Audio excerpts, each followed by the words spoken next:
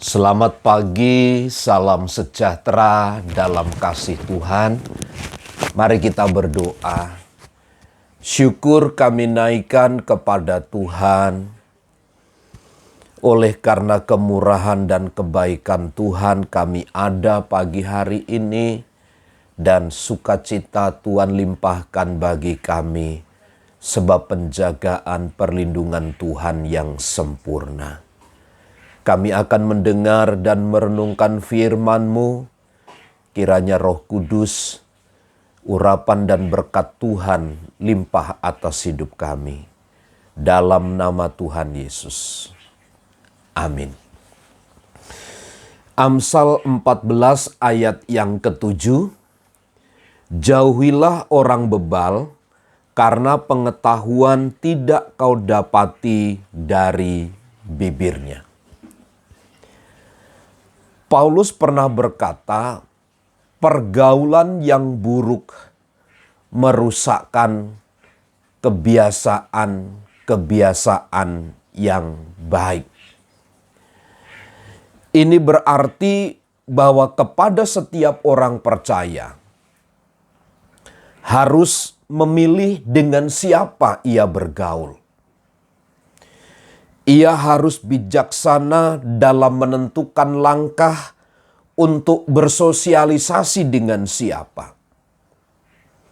Sebab apalah gunanya ketika kita berteman, ketika kita bersahabat dengan orang-orang yang meruntuhkan dan tidak membangun hidup kita. Maka pergaulan-pergaulan yang buruk kalau pada akhirnya hanya akan merusakkan tubuh kita saja, maka itu harus dihindari. Pergaulan yang seperti ini harus dihindarkan sejak sedini mungkin.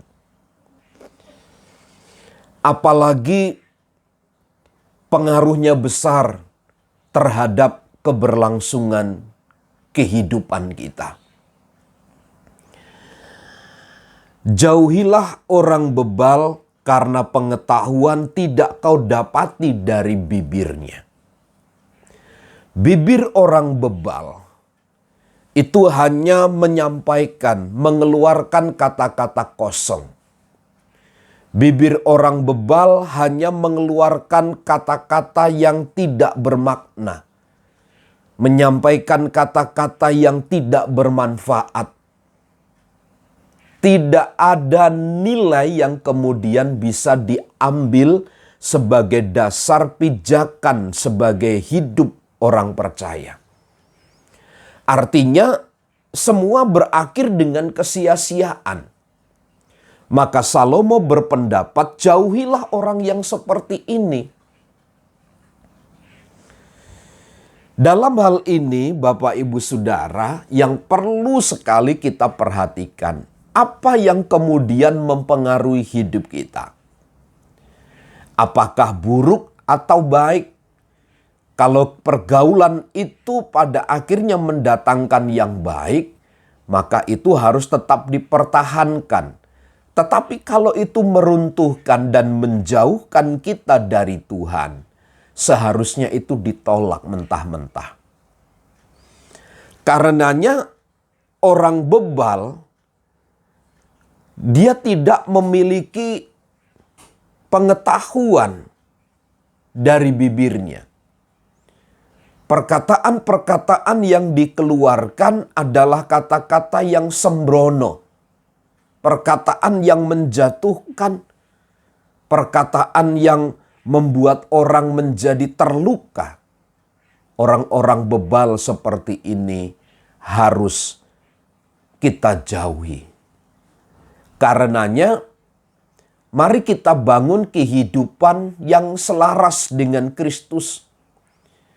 Bergaulah dengan orang-orang yang memiliki hikmat, yang saling membangun satu dengan yang lain. Karena di situ ada satu kepentingan di mana hidup kita ini harus memuliakan Tuhan. Dalam kita bersosialisasi dengan sesama, dalam pergaulan kita, mari lihat apakah hidup kita terbangun karenanya atau tidak. Jika tidak terbangun, maka kita berhak untuk memutuskan semua persahabatan ini. Bukankah persahabatan dengan dunia itu hanya menghancurkan kita? Kiranya Tuhan memberikan pengertian dan kemampuan kepada kita untuk memahami kebenaran ini di dalam kita bersosialisasi dengan sesama. Tuhan Yesus memberkati. Amin.